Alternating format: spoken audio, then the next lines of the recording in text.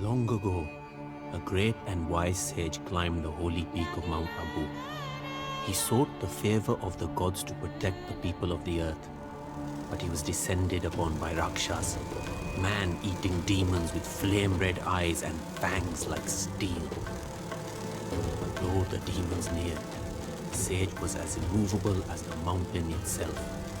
Though he felt the heat of the demon's breath on his bare shoulder, the sage was resolute, making the offering of fire to the gods and asking for their protection. From the flames of his offering spawned the Rajput clans, born of fire and smoke. Their heroes fought the Rakshas, but though much blood was shed, the demon menace continued to darken Mount Abu. The sage dug a new fire pit deeper into the mountain earth, and again made the offering. From this pit came Johan, weapons in his forearms. He slew the Rakshas, and from his loins came the mightiest of the Rajput clans.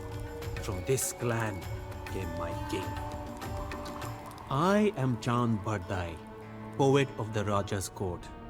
I will tell you the story of a great king. But this story, much like life itself, must start from the beginning. My king, Prithviraj, was not always a great Raja. Once he was a young king of Ajmer, challenged by his own cousin for rule of the Johan clan. In those days, the Rajput clans raided and warred with one another. They were Kshatriya, warriors from birth. A young Rajput like Prithviraj was headstrong and brave, but to be a wise king would take more than courage. From his minister Kaimbasa, Prithviraj learned wisdom and how to rule, but the spirit of the Kshatriya would never leave him. My Raja longed for new victories and lands to conquer. Rajasthan is a harsh land, a desolate desert snaked by the winding fingers of the Ganga river. The Rajput clans who rule here are as tough as the desert soil and as passionate and unpredictable as the rivers flow. The name Rajasthan means the land of the kings. And from this land come India's greatest warriors and Rajas. A king named Jayachandra ruled the strongest of the clans. His experience and might was surpassed only by his bitter anger and ambition. He sought to rule all of Rajasthan. In keeping with the ancient traditions, Jayachandra ordered a ritual signifying his authority. A mare was released into Rajasthan and pursued by the king's warriors. Wherever the horse went, the ruler of that land would either accept Jayachandra's authority or challenge it by fighting the warriors. As Prithviraj hunted tigers in the forest, he discovered how quickly the hunter could himself become the hunted. All of India heard tales of Prithviraj Digvijaya, his conquest of all directions. The Rajput princes submitted to him, and word of his victories spread far. Princes came from all lands to congratulate the young Raja. But far greater than any princely gift was the love of a princess. In Kannauj, in the very court of his rival Jayachandra, Prithviraj caught the eye of Sanyugita, a headstrong Rajput princess with bewitching beauty. The young king fell in love with Jayachandra's own daughter. My king was in love with Sanyugita. The two would sneak away from their courts to meet in border towns and wooded groves, where they would embrace under the bright light of the moon. But for all their secrecy, the romance could not be hidden from the powerful Jayachandra and his army of spies. The mighty king would never approve of his daughter marrying his own rival. Instead, he ordered a Swayamvara, a ceremony where Sanyogita would choose her husband from the men invited by her father. Jayachandra invited all the princes and kings of India to the ceremony, except for one. Almost one.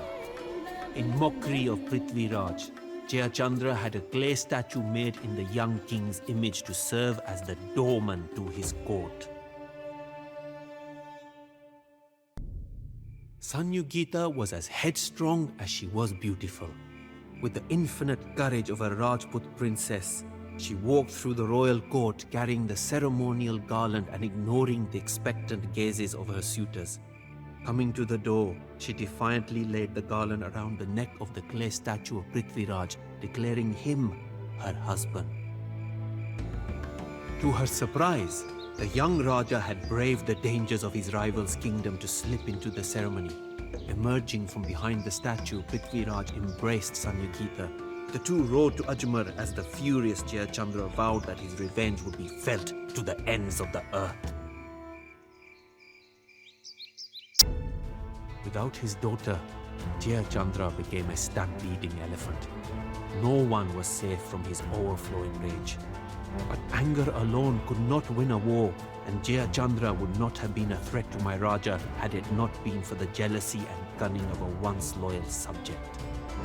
Oh, Kaimbasa! How love and jealousy made him betray his master. A minister who had advised my king since he was a boy, and whom Prithviraj honored like a beloved uncle, sought the one woman he could not have. Kaimbasa fell in love with Sanyugita. His jealousy drove him to Jayachandra's court to betray his own king. Whispering in Jayachandra's ear, Kaimbasa gave direction and purpose to the king's anger. He urged Jayachandra to send an ambassador to the Afghan hills to find Muhammad Ghori, a brutal warlord said to command a slave army numbering in the thousands. The messenger would regale the Turk with tales of the riches of Prithviraj's kingdom and whisper to him how the young king was too smitten with his bride to defend his lands. Then Kaimbasa promised the vengeful king Prithviraj would be defeated and Jayachandra would rule Rajasthan. Unknown to the two men, their fateful scheme would jeopardize all of India. Thousands of Turkish horsemen, the slave soldiers of a savage warlord, descended from the Afghan hills to the plain and terrain. Great clouds of dust rose in their wake, obstructing the vision of the Rajput Kshatriya. The Turkish cavalry unleashed a shower of arrows on the Rajputs. The Indian warriors, facing an enemy they could not see, could only weather the blows against them. With the battle hanging in the balance, Govind Rai, brother of my king, rode alone into the dusty fray, challenging the Turkish warlord to single combat. He struck Muhammad Ghori from his horse and wounded him. The warlord's slaves encircled their master and carried him off the field as the Turkish trumpets beleaguered a retreat. Prithviraj's victory over Muhammad Ghori proved to be a curse. Believing that the Turk would not return, my Raja took to revelry and the company of Sanyugita, leaving the defenses to rot. It is here that I, Chand Bardai, enter the story and make my mark on my king's legend. I warned my Raja that nothing would stop the Turk. The warlord had come down from the barren Afghan mountains to gaze upon the wealth of India and would return with a larger army. My Raja was wise and he listened to me. He sent messengers to the other Rajput princes, calling them to war, but few listened. Laughing, the princes told the messengers that surely the Turks would not return so soon after being blooded by Rajput Kshatriya. The princes of Rajasthan sent only token forces to aid my Raja's defense. As my king marched once again to war, I feared that he would not return. I began to write this tale and shared it with the other poets. Even if my king did not survive the battle, his legend would live on throughout all of India. I would make sure of it. Prithviraj's heroism could not overcome his delay. He was defeated and taken to the Turkish warlord's castle in the Afghan mountains.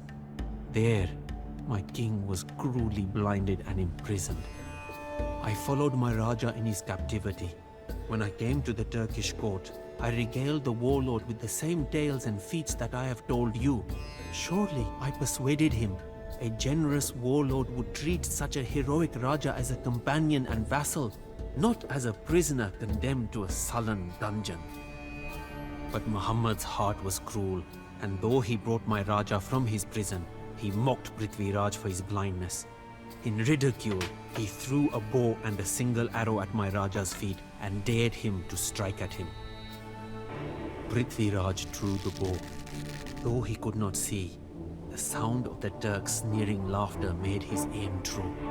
He released the arrow, striking Muhammad Gori. The guards fell upon Prithviraj and slew him. In Ajmer, Sanyogita was stricken with grief. So strong was her love that she could not bear to live another day without her Prithviraj. In honor of her husband and defiant to the end, she took her life by throwing herself into a fire. Thus, my story ends where it began, with a legend born of fire.